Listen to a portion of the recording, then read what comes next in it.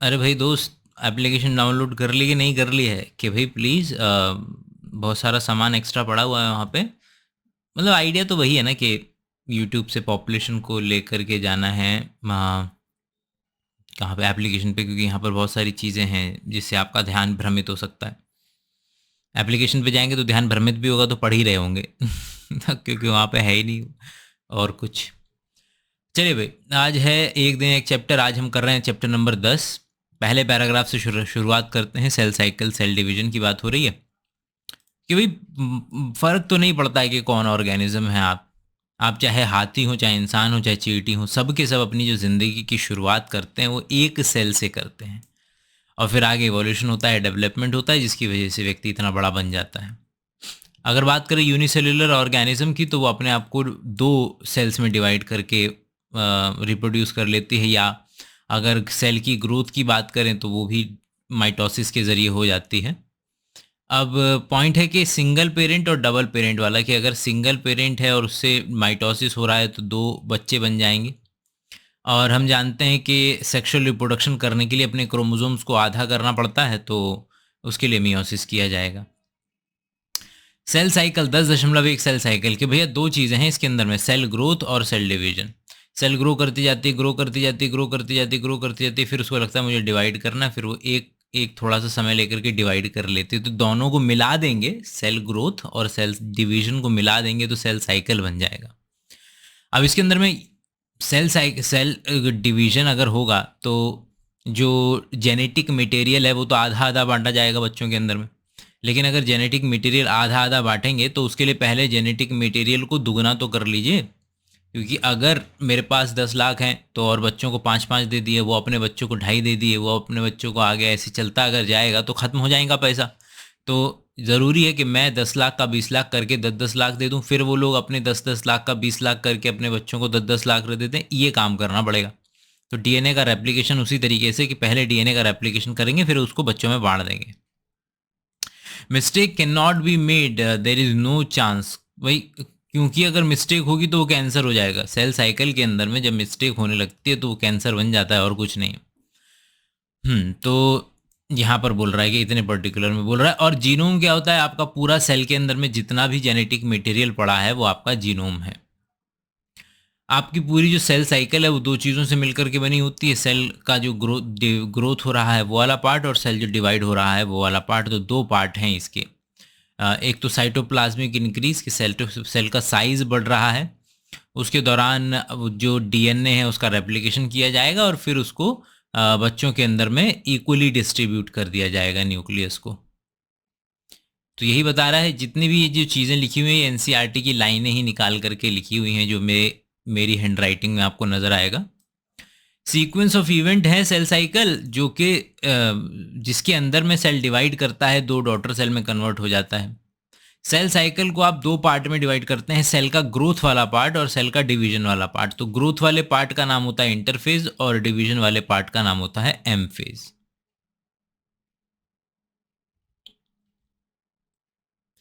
इस वाले पैराग्राफ में यहाँ पे आपको दिया हुआ है कि देखो ऐसा है कि अलग अलग सेल का जो सेल डिवीजन का जो टाइम है वो अलग अलग हो सकता है। ह्यूमंस के अंदर में 24 घंटे से लेकर कई सालों तक, कि हमारी जो पेट के अंदर में सेल है, गट के अंदर में सेल है, वो 24 घंटे में डिवाइड हो जाती है।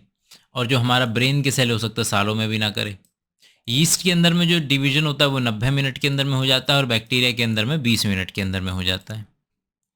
तो सेल जो साइकिल है उसके दो मेन पार्ट हैं। एक पार्ट हमने डिस्कस किया ये ग्रोथ वाला, जिसको हम इंटरफेज कहते हैं, और दूसरा पार्ट है ये डिवीजन वाला, जिसको कि हम एम फेज कहते हैं।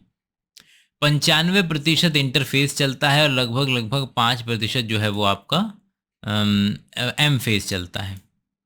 तो बोल रहा है अगर 24 घंटे का एक सेल का साइकिल है, 24 घंटे में एक सेल डिवाइड कर रही है, ये रहा सेल साइकिल अगर डिवाइड कर रही है तो 24 घंटे में अगर डिवाइड कर रही है तो 23 घंटे लेगी वो ग्रो करने में और 1 घंटा लेगी वो डिवाइड करने में। 95% ग्रोथ के लिए, 1% 5% एम फेज के लिए। जो डिवीजन जो होता है, एम फेज जो होता है, जो ये वाला जो फेज होता है, इसको दो पार्ट में डिवाइड कर दिया जाता है। एक जिसमें न्यूक्लियस डिवाइड करेगा, एक जिसमें साइटोप्लाज्म डिवाइड करेगा। एक है कैरियोकाइनेसिस, मतलब जिसमें न्यूक्लियस डिवाइड करेगा, कैरियो मतलब न्यूक्लियस, और एक है साइटोकाइनेसिस जिसके अंदर में साइटोप्लाज्म जो है वो डिवाइड करेगा। अब जो है इसके अंदर में नाम दे दिया गया है, जो इंटरफेज है आपका, ये जो हम ग्रोथ वाले फेज की बात कर रहे थे, यहाँ से लेकर के यहाँ तक जो हम ग्रोथ फेज की बात कर रहे थे जिसको हमने इंटरफेज नाम दिया था, उसको 3 पार्ट में डिवाइड किया गया है। G1 फेज, S फेज और G2 फेज, ये 3 फेज हैं। अगर मैं बता दूं तो दोस्त ऐसा है कि 2 ही मेन फेज होते हैं। एक है डिवीजन वाला फेज, ये मेन होता है, और इसके ठीक सामने होता है रेप्लिकेशन वाला फेज। तो यहाँ पर चल रही है गाड़ी भाई, रेप्लिकेशन करो डिवाइड करो, रेप्लिकेशन करो डिवाइड करो, रेप्लिकेशन करो डिवाइड करो, और ये काम करते वक्त दोनों के बीच में 2 बार गैप आता है जिसको हम G1 कहते हैं और G2 कहते हैं। तो ये गैप फेज है। मेन काम जो हो रहा है वो इन दोनों के बीच में हो रहा है। G1 के अंदर में क्या होता है, आपका सिंथेसिस होता है ऐसे प्रोटीन्स का जो कि डीएनए के रेप्लिकेशन में हेल्प करेंगे। ध्यान से सुनिए, G1 एक ऐसा फेज है, गैप 1 एक ऐसा फेज है जहां पर सिंथेसिस होगा ऐसे प्रोटीन्स का, एंजाइम का, जो डीएनए रेप्लिकेशन में हेल्प करेंगे। S फेज मतलब सिंथेसिस, मतलब डीएनए का सिंथेसिस। G2 फेज जहां पर ऐसे एंजाइम्स और ऐसे प्रोटीन का सिंथेसिस होगा जो M फेज में काम में आएंगे। तो देख रहे हैं आप, यहाँ S फेज ये रहा, तो G1 में वो चीज़ें बनेंगी जो S फेज में काम में आए, G2 में वो चीज़ें बनेंगी जो कि M फेज में काम में आए। तो G1 में ग्रोथ होती है मगर कोई रेप्लिकेशन नहीं होता है। S फेज में डीएनए का रेप्लिकेशन होता है, और जो डीएनए का अमाउंट है, डीएनए का अमाउंट दुगना कर दिया जाता है। मतलब जो ऐसे आपका ऐसे क्रोमोसोम हुआ करता था उसको दुगना कर दिया जाता है, वो अपने बगल में एक और क्रोमेटिड बना लेता है और इसी को रेप्लिकेशन कहते हैं। लेकिन अभी भी क्रोमोसोम का नंबर नहीं बदला है। ये देखिए, ये भी एक ही क्रोमोसोम है और ये भी एक ही क्रोमोसोम है। बस हुआ यह है कि ये जो एक क्रोमोसोम था उसने अपने बगल में रेप्लिकेशन करा लिया है और एक और डंडा बनवा लिया है, इसलिए क्रोमोसोम का अमाउंट चेंज हो जाता है, दुगना हो जाता है, लेकिन जो प्लॉइडी लेवल है वो नहीं बदलता है, वो 2n ही रहता है। एस फेज के अंदर में सेंट्रियोल का भी डुप्लीकेशन होता है, और G2 में बता रहे हैं कि भैया आपका केवल ऐसे प्रोटीन बनाए जाते हैं जो कि माइटोसिस के अंदर में हेल्प करेंगे। तो ये डिस्कस कर लिया, इंटरफेस हो गया, G1 हो गया, S हो गया, G2 हो गया, ठीक है, ये भी डिस्कस कर ही लिया हमने। तो वही देख रहे हैं आपके पूरा का पूरा जो सेल साइकिल है उसको डिवाइड कर दो इसमें, S phase, G1 S, G2 M, ये इंटरफेस हो जाएगा। गैप 1 में बनेंगे वो प्रोटीन एंजाइम जो S फेज में काम में आएंगे, S फेज में डीएनए का रेप्लिकेशन हो जाएगा। G2 में बनेंगे वो प्रोटीन जो M फेज में काम में आएंगे, और जो M फेज है उसको डिवाइड कर दो 2 पार्ट में। M फेज को 2 पार्ट में डिवाइड कर देते हैं, न्यूक्लियस का डिवीजन कैरियोकाइनेसिस, साइटोप्लाज्म का डिवीजन साइटोकाइनेसिस, ये लिखा हुआ है। आइए आगे की तरफ चलेंगे। इंटरफेस ऊपर ही लिखा हुआ क्या, इंटरफेस, अच्छा इसने लिखा नहीं हुआ। इंटरफेस ये वाला हिस्सा है, यहाँ से लेकर के यहाँ तक वाले को इंटरफेस बोल देते हैं। 90% होता है इस सेल का, और इसके अंदर में ऑर्गेनल्स जो है वो डुप्लीकेट करते हैं, और जो है डीएनए का रेप्लिकेशन होता है, ट्रांसक्रिप्शन होता है, यहाँ पर ट्रांसलेशन होता है, रेप्लिकेशन होता है, ये सारा का सारा काम यहाँ चल रहा है। क्योंकि प्रोटीन बनाने के लिए ट्रांसक्रिप्शन और ट्रांसलेशन करना पड़ेगा, और एस फेज के अंदर में रेप्लिकेशन करना पड़ेगा। कभी कभी ऐसा भी होता है कि सेल जो है, some cells choose not to divide, कभी कभी ऐसा होता है कि सेल जो है नहीं चाह रही है कि वो डिवाइड करें, शांत बैठी रहें। जैसे लिवर की सेल है, हर वक्त डिवाइड थोड़ी करती रहती है, बैठी रहती है, लेकिन लिवर को इंजरी होगी तो फिर वो डिवाइड करने के लिए आएगी। तो यहाँ पर ये क्वेसेंट फेज की बात बताई जा रही है कि कभी कभी सेल जो है यहाँ से ऐसे बाहर निकल जाता है और यहाँ बैठा रहता है, इसको बोलते हैं क्वेसेंट फेज के, यहाँ शांत होकर के बैठ गया, कुछ कर नहीं रहा है। ऐसा नहीं है कि मेटाबॉलिकली इनएक्टिव है, मेटाबॉलिकली एक्टिव है पूरे अच्छे तरीके से, पूरा बेहतरीन तरीके से उसके अंदर में सब काम धाम चल रहा है। एनिमल्स के अंदर में माइटोटिक सेल डिवीजन जो है केवल और केवल देखा जाता है डिप्लॉइड सोमेटिक सेल के अंदर। मतलब कि मेरे शरीर के अंदर में, मैं एनिमल हूँ, मेरे शरीर के 2 पार्ट हैं, मेरा स्किन जहाँ पर माइटोसिस से डिवीजन चल रहा है, और एक जो है मियोसिस से मेरे क्या बनेंगे, गैमीट बनेंगे। लेकिन अगर आप ध्यान देंगे किसके ऊपर, प्लांट के ऊपर में, तो प्लांट के ऊपर में आप जानते हैं जो गैमीट है प्लांट के अंदर में, देखिए एनिमल्स, मेरे अंदर में तो गैमीट 2n से बनेगा n, मतलब मियोसिस से ही बनेगा गैमीट। लेकिन प्लांट के अंदर में कैसे बनता है, हैपएन से बनता है, मतलब गैमीट जो है वो माइटोसिस से बनता है गैमीट।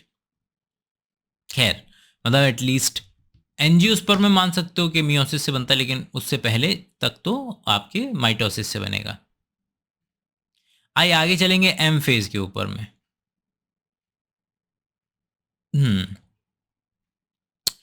एम फेज जो है वो आपका क्या बताने की कोशिश कर रहा है कि भाई ये पेरेंट सेल है जो कि डिप्लॉयड है, आगे चल करके ये माइटोसिस करेगी और उसका भी जो जेनेटिक मटेरियल है वो डिप्लॉयड ही रहेगा, क्योंकि जितना पेरेंट में था उतना ही प्रोजेनी में है, उतना ही डॉटर सेल में है, इक्वल है, इसलिए इसको इक्वेशनल डिवीजन भी कहते हैं। माइटोसिस का दूसरा नाम है इक्वेशनल डिवीजन। माइटो एम फेज को आप डिवाइड करते हैं प्रोफेज, मेटाफेज, एनाफेज, टीलोफेज के अंदर में, और इनको क्या कहते हैं मिला करके, इनको कहते हैं कि न्यूक्लियस डिवाइड कर रहा है, और जब न्यूक्लियस डिवाइड कर जाएगा टीलोफेज के बाद में, उसके बाद साइटोकाइनेसिस हो जाएगा। प्रोफेज की अगर हम बात करें तो प्रोफेज कहाँ पर है, मेरा सबसे पहला प्रोफेज है, ये रहा मेरा प्रोफेज। तो जरा दोबारा से देखेंगे कि कहाँ पर ये सारा का सारा तामझाम हो रहा है। ये देखिए कि ये है मेरा पूरा सेल साइकिल। सेल साइकिल में यहाँ पर ये था, इतना था मेरा G1 फेज़, फिर ये था मेरा S फेज़, फिर ये था मेरा G2 फेज़। यहाँ पर सबसे पहले जो है वो होता है प्रोफेज। तो यहाँ पर चल रही है बात, रेप्लिकेशन के बाद की बात है, और कैरियोकाइनेसिस का पहला स्टेप है प्रोफेज। हाँ जी, क्या हो रहा है, क्रोमोजोमल जो मटेरियल है जो कि क्रोमेटिन की फॉर्म में होता है, वो अब कंडेंसेशन शुरू कर देता है। क्या हो रहा है भाई, होता यूं है कि डीएनए से क्रोमोसोम बनने की प्रक्रिया शुरू हो जाती है। डीएनए जमा कुछ हिस्टोन प्रोटीन, दोनों मिलकर के रहते हैं तो क्रोमेटिन बना रहता है। इंटरफेज में डीएनए इस फॉर्म में रहता है, मतलब कि ये अगर मेरा डिवाइड करने वाला रीजन है, ये मेरा अगर एम फेज है, तो ये जो नीचे वाला फेज नज़र आ रहा है मुझे, मतलब ये वाला जो फेज है, इसमें डीएनए इस फॉर्म में रहता है, क्रोमेटिन की फॉर्म में रहता है। लेकिन जैसे ही प्रोफेज शुरू होता है, डीएनए और ज़्यादा प्रोटीन के साथ मिलके ऐसा बनना शुरू हो जाता है। ध्यान से सुनिएगा, ये पूरा का पूरा एक क्रोमोसोम है, पूरा का पूरा एक क्रोमोसोम है। ये एक क्रोमेटिड है, ये एक क्रोमेटिड है, ये डीएनए का एक मॉलिक्यूल है, ये डीएनए का एक मॉलिक्यूल है। ये जब रेप्लिकेट करा तो ये बन गया, इसलिए क्रोमोसोम का नंबर नहीं बदला है। भाई सेंट्रोजोम जो है वो भी डुप्लीकेशन करने लगता है। तो आप ये समझिए कि सेंट्रोजोम क्या होता है। सेंट्रोजोम जो होता है वो आपका इस तरीके से, सेंट्रोजोम जो है वो आपका यहाँ पर लिखा हुआ है क्या, नहीं है, अच्छा तो ये देखिए, यहाँ पर मेरे दो सेंट्रियोल जो होते हैं, दो सेंट्रियोल, एक ऐसे खड़ा होता है और एक इसी के 90 डिग्री पे ऐसे खड़ा होता है। तो दो सेंट्रियोल जमा पेरी सेंट्रियोलर मैट्रिक्स जो हमने चैप्टर नंबर 8 में पढ़ा था, इन दोनों को मिला करके सेंट्रोजोम बोलते हैं। सेंट्रोजोम डुप्लीकेट करता है, और डुप्लीकेट करके ये एक नीचे की तरफ जाता है, एक ऊपर की तरफ जाता है। यहाँ देखिए ज़रा, सेंट्रोजोम एक ऊपर की तरफ जाने लगता है, एक नीचे की तरफ जाने लगता है, एक यहाँ खड़ा हो जाएगा और एक यहाँ खड़ा हो जाएगा। तो यहाँ पर ये बात बोलने की कोशिश कर रहा है। क्रोमोसोमल मटेरियल कंडेंस होता है, क्रोमोसोम बनता है, डिस्कस कर लिया हमने।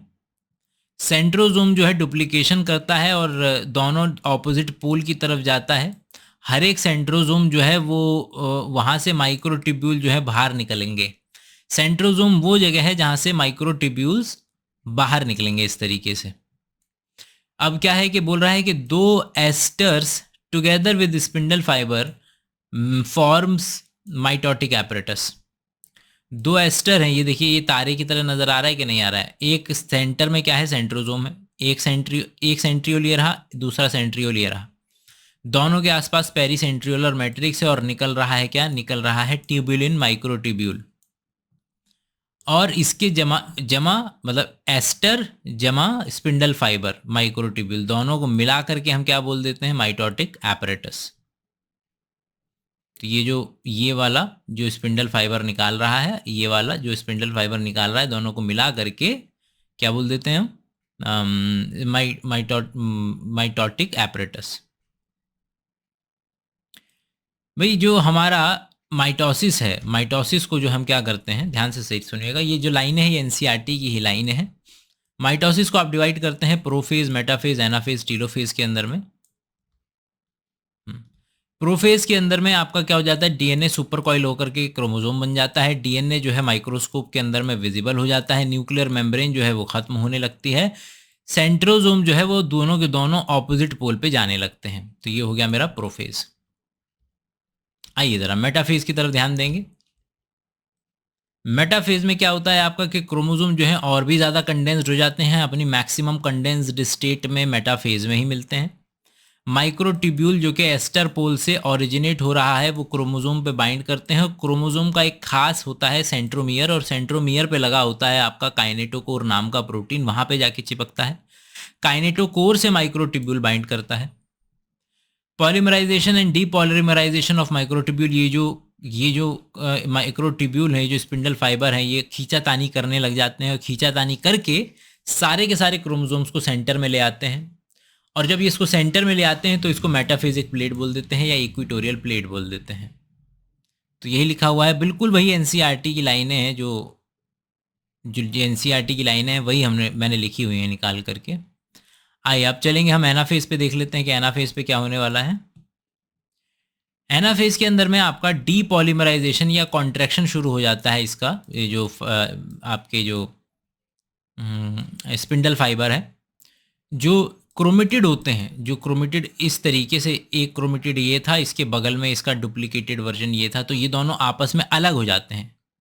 वो प्रोटीन जो सिस्टर क्रोमेटिड को एक साथ जोड़े हुए था वो डिसॉल्व हो जाता है, कोहेजिन प्रोटीन बोलते हैं उसे वैसे।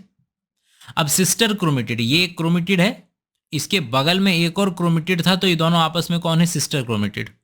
तो दोनों सिस्टर क्रोमेटिड ऑपोजिट पोल की तरफ जाने लगते हैं, इसको कहते हैं आपका anaphase. I hope anaphase clear होगा।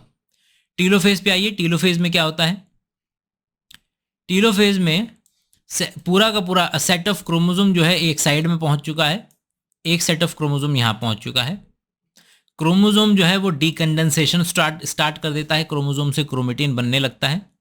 न्यूक्लियर मेम्ब्रेन जो है वापस से आने लगती है, और साइटोकाइनेसिस जो है, ये देखिए सेल का जो साइटोप्लाज्म है उसका काइनेसिस जो है, उसका डिवीजन जो है शुरू हो जाता है। कैरियोकाइनेसिस के बाद साइटोकाइनेसिस होता है, ऐसा बोल रहा है। साइटोकाइनेसिस के अंदर डिवीजन ऑफ साइटोप्लाज्म, और उसकी वजह से दो सेल बन जाते हैं। यहाँ से एक डिवीजन होता है और उसकी वजह से दो सेल बन जाएंगी आपकी, एक ऊपर एक नीचे। दो तरीके होते हैं, साइटोकाइनेसिस एनिमल सेल में भी होता है और साइटोकाइनेसिस प्लांट सेल में भी होता है। यह है आपका एनिमल सेल के अंदर में। एनिमल सेल के अंदर में आपका माइक्रोफिलामेंट का कंसेंट्रिक रिंग्स बनती हुई नजर आती हैं। फरो जो है इस तरीके से डेवलप होने लगता है और धीरे धीरे ज्वाइन होता चला जाता है, और इतना क्लीवेज फरो बन जाता है, और दोनों जो सेल हैं एक दूसरे से अलग हो जाती हैं। फरो डिपेंस होता जाता है, इवेंचुअली जो सेल्स हैं वो दो डिवाइडिंग सेल में बदल जाएंगी। तो हमने टीलोफेज भी देखा और साइटोकाइनेसिस को स्टार्ट होते भी देखा, ये सारी चीज़ें देखी। साइटोकाइनेसिस वाला जो आइडिया है उसके अंदर में सेल का फोरो का फॉर्मेशन। अब प्लांट का देख लेते हैं कि ऐसा नहीं है कि केवल और केवल एनिमल्स में जो डिवीजन होता है वैसा प्लांट में नहीं होता है। प्लांट के अंदर में साइटोकाइनेसिस अलग होता है, क्योंकि प्लांट के अंदर में होती है सेल वॉल, और अगर प्लांट के अंदर में सेल वॉल है तो जो टीलोफेज का वक्त आता है, तो टीलोफेज के वक्त में बिल्कुल सेंटर में सेल वॉल बनने लगती है। सेल वॉल बनती जाती है और इस तरीके से कंप्लीट हो जाती है। एनिमल सेल के अंदर में आपने देखा कि बाहर से अंदर की तरफ जो है डिवीजन हो रहा है, और प्लांट सेल में आप देख रहे हैं अंदर से बाहर की तरफ जो है वो डिवीजन हो रहा है। अब बात करेंगे सिग्निफिकेंस ऑफ माइटोसिस के बारे में कि भैया माइटोसिस के फायदे क्या है, कहाँ कहाँ दिखाई देता है। लोअर प्लांट्स के अंदर में माइटोसिस से गैमीट बन जाता है, लेकिन वो भी इक्वेशनल डिवीजन की तरह से ही बनता है। इक्वेशनल डिवीजन का जो है दूसरा इक्वेशनल डिवीजन, क्योंकि जैसा प्लॉइडी लेवल पेरेंट में होगा वैसा ही बच्चे में होगा। एन है तो एन ही रहेगा, 2n है तो 2n ही रहेगा। डिप्लॉइड सेल जो डिवाइड करती हैं ज़्यादातर एनिमल में वो इसी तरीके से करती हैं। और अगर आप देखें तो जो जेनेटिक मटेरियल है वो आइडेंटिकल रहेगा। न्यूक्लियोसाइटोप्लाज्मिक रेशियो मतलब 2n का 2n, n का n वो मेंटेन किया जाएगा। और केवल यूनिसेल्युलर ऑर्गेनिज्म जो होते हैं वो रिप्रोडक्शन माइटोसिस से कर लेंगे। हम लोग जो है वो सेल का जो रिपेयरिंग है, सेल हम अपना जो सेल का हमारा जो शरीर का ग्रोथ है, सेल का ग्रोथ, अपने शरीर का ग्रोथ और सेल का रिपेयर, ये दोनों के दोनों हम माइटोसिस से कर लेंगे। और लोअर प्लांट जो होते हैं वो गैमीट बना लेंगे माइटोसिस से, और जो प्लांट होते हैं वो डिवाइड भी माइटोसिस से ही करते हैं। अब चलेंगे हम मियोसिस वाले पार्ट के ऊपर में, कि देखिए 2n का अगर है कोई ऑर्गेनिज्म जैसे कि हम है, तो वो गैमीट बनाता है तो वो मियोसिस के थ्रू बनाएगा, क्योंकि 2n का जो गैमीट बनता है वो n वाला गैमीट बनेगा, मतलब जेनेटिक मटेरियल को कर दिया जाएगा आधा। Gamete are formed from specialised diploid cell, तो मेरा जैसे स्पर्मेटोगोनियम है वही सेल जो है आगे जा करके स्पर्म बनाएगा। क्योंकि यहाँ पर क्रोमोसोम का नंबर रिड्यूस हो जाता है, इसको रिडक्शनल डिवीजन भी कहा जाता है।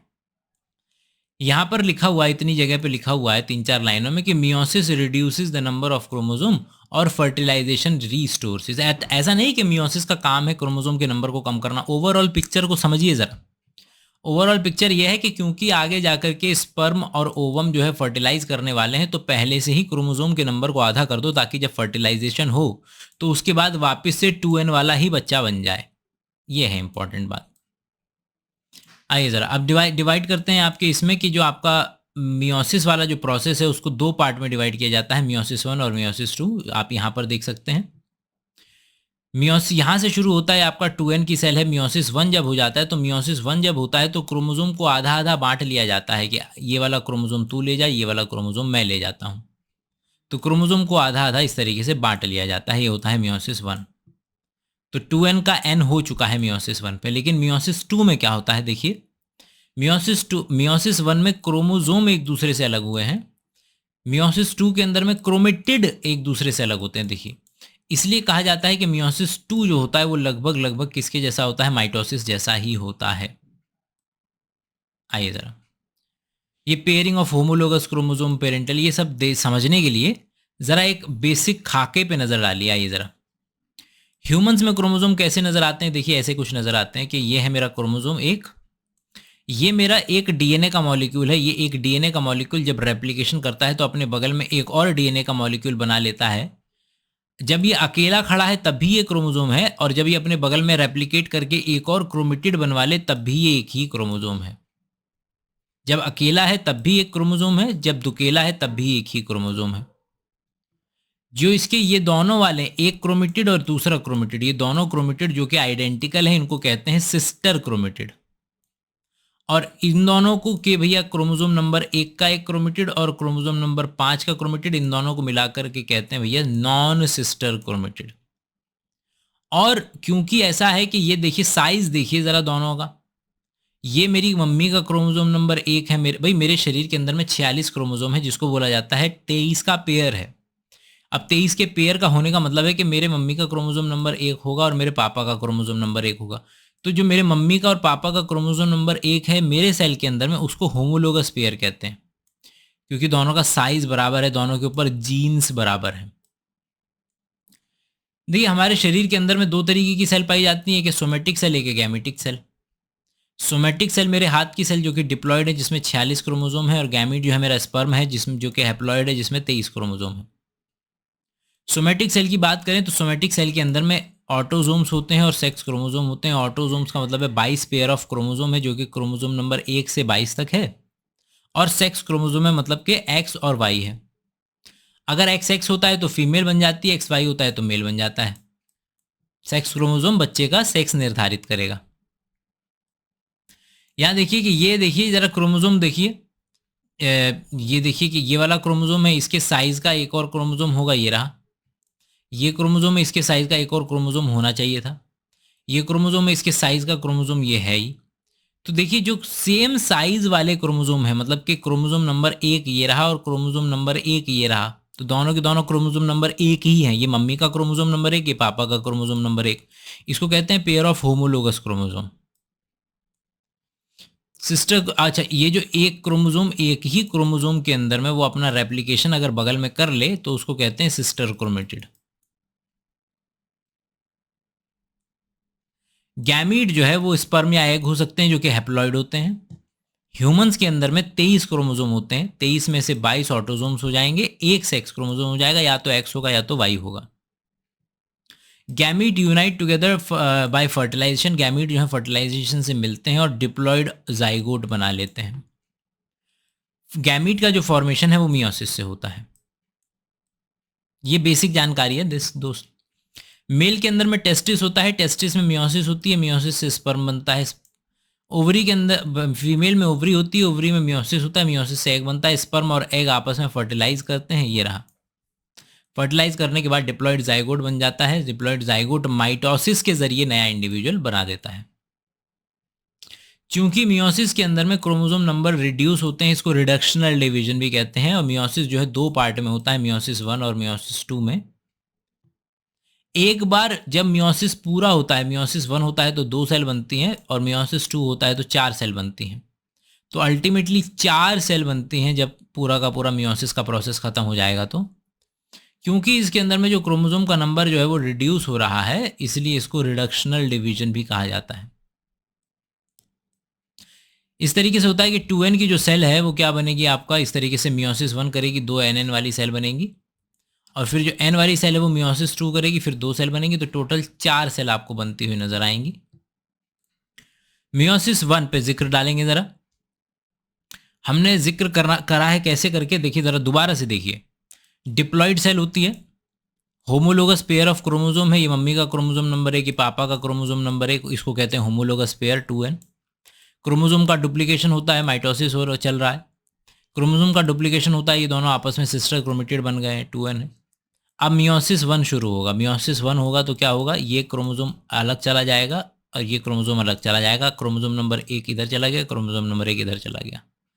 अब ये सेपरेटेड होमोलोगस क्रोमोसोम का अलग हुए, जब होमोलोगस क्रोमोसोम आपस में बिछड़ते हैं तो उसको कहते हैं मियोसिस 1, और फिर उसके बाद जो सिस्टर क्रोमेटिड जब आपस में बिछड़ती हैं तो उसको कहा जाता है मियोसिस 2। तो ये जो मियोसिस 1 वाला स्टेप है, जब आपका क्रोमोसोम अलग होने हैं, तो हम यहाँ से पढ़ाई कर रहे हैं कि मियोसिस 1 हम ये पढ़ाई कर रहे हैं। मियोसिस 1 को आप कैसे डिवाइड करते हैं, मियोसिस 1 को आप डिवाइड करते हैं prophase, metaphase, anaphase, telophase, cytokinesis, ये 1 है, प्रोफेज 1, मेटाफेज 1, एनाफेज 1। उसमें से जो प्रोफेज 1 है वो 90% समय लेता है। भाई मियोसिस 1 में जो प्रोफेज 1 है वो 90% समय लेता है, 10% समय लेते हैं मेटाफेज, एनाफेज, टीलोफेज, मतलब 1 वाले, मियोसिस 1 वाले। प्रोफेज 1 के अंदर में अलग अलग स्टेप हैं, लिप्टोटीन, डाइगोटीन, पाइकिटीन, डिप्लोटीन, डाइकाइनेसिस, इस तरीके से आपके स्टेप चलते जाते हैं सबसे। और ये जो ऊपर पूरा का पूरा एनसीईआरटी की लाइनें हैं, बिल्कुल यही के यही हमने उतार दिए हैं, बिल्कुल सेम लाइनें हैं, कहीं और से लाइनें मैंने नहीं लिखी हैं। सबसे पहले हम लिप्टोटीन पे ज़रा जोर डालेंगे कि भैया यहाँ पर क्या है, शब्द है लिप्टोनीमा से शब्द आ रहा है, जिसका मतलब होता है धागे, मतलब डीएनए जो है बहुत धीरे से कंडेंसेशन स्टार्ट कर दिया है, और जो सिस्टर क्रोमेटिड हैं वो अभी विजिबल नहीं है, मतलब आपको अभी ये क्रोमेटिड ये वाली स्टेज जो है नहीं दिखेगी। इसके बाद अगला स्टेप आता है जाइगोटीन का। जाइगोटीन में आप क्या देखेंगे, जाइगोटीन शब्द आ रहा है जाइगोनिमा से, जिसका मतलब होता है पेयर्ड थ्रेड्स, कि अब थ्रेड थोड़े से और ज़्यादा कंडेंस हुए हैं और अब पेयरिंग करने लगे हैं थ्रेड। क्रोमोसोम नंबर 1 के बगल में क्रोमोसोम नंबर 1 आ रहा है, क्रोमोसोम नंबर 7 के बगल में क्रोमोसोम नंबर 7 आ रहा है। होमोलोगस क्रोमोसोम की जो पेयरिंग है वो स्टार्ट हो चुकी है। अब जो 2 पर्टिकुलर जो होमोलोगस क्रोमोसोम है एक दूसरे के बगल में आकर के जब खड़े होते हैं, तो उनको खड़ा होना उनका, उसको कहते हैं साइनेप्सिस। क्योंकि अंदर कोई ग्रेविटी तो इतनी अच्छी लग नहीं रही है, दोनों को साथ खड़े होने के लिए एक प्रोटीन चाहिए होता है, एक प्रोटीन का कॉम्प्लेक्स चाहिए होता है, जिसकी वजह से ये एक दूसरे के साथ खड़े हो पाते हैं। उस प्रोटीन को कहते हैं साइनेप्टोनिमल कॉम्प्लेक्स। साइनेप्टोनिमल कॉम्प्लेक्स की वजह से क्रोमोसोम नंबर 1 मम्मी का और क्रोमोसोम नंबर 1 पापा का एक दूसरे के साथ में खड़े हो पाते हैं। और चूंकि ये दोनों पेयर्ड होमोलोगस क्रोमोसोम है, एक ये रहा एक ये रहा, इसको बाईवैलेंट कहते हैं, एक ये रहा 2 हैं तो बाईवैलेंट। और चूंकि 4 धागे हैं, 1 2 3 4, 4 धागे हैं, उसकी वजह से इसको टेट्राड का नाम भी दिया जाता है। खैर आगे बढ़ेंगे। जाइगोटीन के बाद नाम आता है पाइकिटीन का। पाइकिटीन के अंदर में ये जो बाईवैलेंट हैं और भी ज़्यादा कंडेंस हो चुके हैं, पाइकिटीन के अंदर में बाईवैलेंट जो है वो और भी ज़्यादा अच्छे तरीके से कंडेंस हो चुके हैं। क्या होगा कि बाईवैलेंट जो क्रोमोसोम है वो अपीयर करते हैं टेट्राड की फॉर्म में, आप जानते हैं टेट्राड की फॉर्म में। अब क्या होगा, रिकॉम्बिनेशन नोड्यूल्स जो है बनना शुरू हो जाएंगे। तो इमेज से देखने की कोशिश कीजिएगा कि भैया रिकॉम्बिनेशन के नोड्यूल बन रहे हैं, और वहाँ बन रहे हैं जहाँ पे क्रॉसिंग हो रही है। ध्यान से देखिए कि ये थ्रू आउट लेंथ एक दूसरे से चिपके हुए होते हैं। ये थ्रू आउट लेंथ एक दूसरे से इसलिए चिपके होते हैं क्योंकि इनके बीच में है साइनेप्टोनिमल कॉम्प्लेक्स। और यहाँ पर ये फिर क्या शुरू कर देते हैं, क्रॉसिंग ओवर शुरू कर देते हैं अलग अलग जगहों पर। तो यहाँ पे क्रॉसिंग ओवर जो है शुरू हो चुकी है, यहाँ क्रॉसिंग ओवर हुई, यहाँ क्रॉसिंग ओवर हुई, यहाँ क्रॉसिंग ओवर हुई। ये सिंपल डायग्राम है, लेकिन क्रॉसिंग ओवर एक जगह नहीं होती है, कई सारी जगह होती है। तो असल डायग्राम ऐसा देखने को मिलेगा। और आपको क्या देखने के लिए मिलेगा, ये चिपके रहेंगे ऐसे, इस तरीके से थ्रू आउट लेंथ भी चिपके रहेंगे और क्रॉसिंग ओवर भी हुई रहेगी। और ये वो जगह है जहाँ पर रिकॉम्बिनेशन का प्रोसेस होता है, यहाँ पर एक्सचेंज होता है क्रोमोसोम का। ये देखिए, यहाँ से क्रोमोसोम ने जो है काला जो है लाल चल रहा था, ग्रे हो गया, ग्रे चल रहा था, लाल हो गया। तो क्रोमोसोम का एक्सचेंज यहाँ पर होता है। और जो क्रोमोसोम जो एक्सचेंज होता है उसको कराने वाला एंजाइम है रिकॉम्बिनेज। रिकॉम्बिनेज की वजह से ये अदला बदली हो पाती है। माइक्रोस्कोप के नीचे ऐसा दिखता है ये स्ट्रक्चर। रिकॉम्बिनेशन प्रोसेस जो है वो पाइकीटीन में कंप्लीट हो जाता है। अब क्या होगा, जहां से क्रॉसिंग ओवर हो रखी है वो क्रॉसिंग ओवर रहेगी, वो एक्स वाला जो निशान बना हुआ है वो एक्स वाला निशान बना रहेगा, लेकिन बीच में जो साइनेप्टोनिमल कॉम्प्लेक्स हुआ करता था वो डिसॉल्व हो जाएगा। अगला स्टेप है डिप्लोटीन। डिप्लोटीन के अंदर में साइनेप्टोनिमल कॉम्प्लेक्स डिसॉल्व कर जाता है। यहाँ देखिए पाइकीटीन में थ्रू आउट लेंथ चिपका हुआ है और रिकॉम्बिनेशन नोड्यूल्स भी बने, थ्रू आउट लेंथ चिपका हुआ है और रिकॉम्बिनेशन नोड्यूल्स भी बने हुए हैं। लेकिन डिप्लोटीन में क्या होगा कि जहाँ जहाँ से वो क्रॉसिंग ओवर हुई है वहाँ चिपका रहेगा, लेकिन बाकी जगह से छूट जाएगा, क्योंकि बीच में से साइनेप्टोनिमल कॉम्प्लेक्स डिसॉल्व हो गया है ना, यही तो लिखा हुआ है। साइनेप्टोनिमल कॉम्प्लेक्स डिसॉल्व कर जाएगा। क्रोमोसोम केवल वहीं से अटैच रहेगा जहां पर उसने क्रॉसओवर किया है, और इससे एक्स शेप एक स्ट्रक्चर बनेगा जिसको काइज़माटा कहते हैं। तो यहाँ पर ये जो एक्स शेप स्ट्रक्चर दिख रहा है वो काइज़माटा है। वो उसी जगह बनेगा जहां रिकॉम्बिनेशन नोड्यूल बना था। अगला है डाइकाइनेसिस, जिसमें टर्मिनलाइजेशन होता है काइज़माटा का, और क्रोमोसोम जो है फुल्ली कंडेंस्ड है और न्यूक्लियोलस डिसअपियर हो जाता है। मतलब न्यूक्लियोलस डिसअपियर होने का मतलब है क्रोमोसोम पूरे तरीके से कंडेंस हो चुका है और न्यूक्लियर मेम्ब्रेन ब्रेक डाउन हो जाती है। फिर उसके बाद वही चलता है कि मेटाफेज 1, एनाफेज 1, टीलोफेज 1। आइए जरा मेटाफेज 1, एनाफेज 1, टीलोफेज 1 देख लेते हैं। हमने देखा कि कैसे प्रोफेज 1 के अंदर में, अगर आप देखें प्रोफेज, अरे इसको क्या, एक सेकेंड दीजिएगा जरा। हमने प्रोफेज 1 के अंदर में क्या क्या देखा, हमने प्रोफेज 1 के अंदर में लेप्टोटीन, जाइगोटीन, पाइकीटीन, डिप्लोटीन, डाइकाइनेसिस, ये सारा का सारा काम यहाँ हो चुका है। क्रोमोसोम जो है एक्सचेंज वगैरह हो चुका है।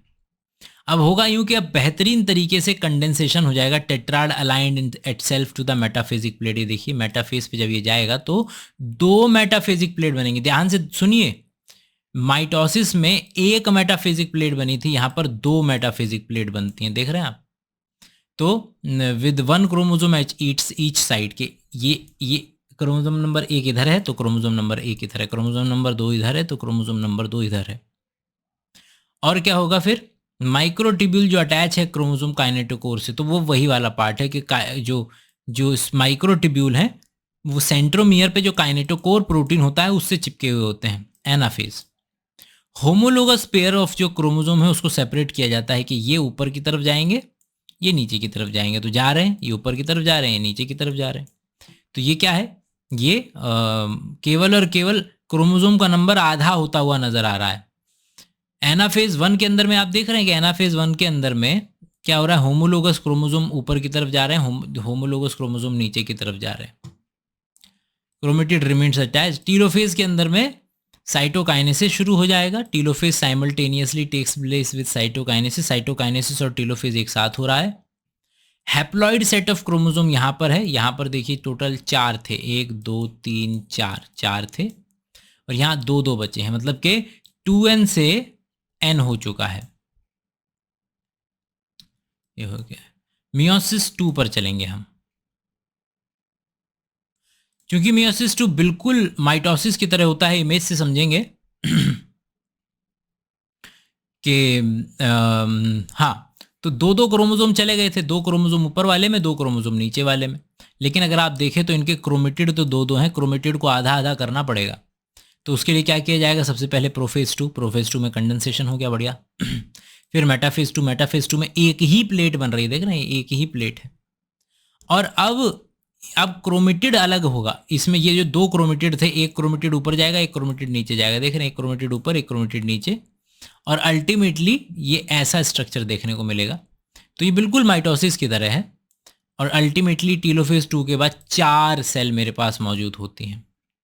मियोसिस का सिग्निफिकेंस गैमीट बनाने से ही है, chromosome number of each species जो है मेंटेन रखता है। मियोसिस से क्या होगा, मियोसिस आपने इसलिए किया, क्रोमोसोम का नंबर जो आधा आपने इसलिए किया ताकि अगली जनरेशन में क्रोमोसोम का नंबर वही रह पाए जो पिछली जनरेशन में था। और दूसरा जो फायदा है वो है रिकॉम्बिनेशन की वजह से जेनेटिक वेरिएबिलिटी का आ पाना।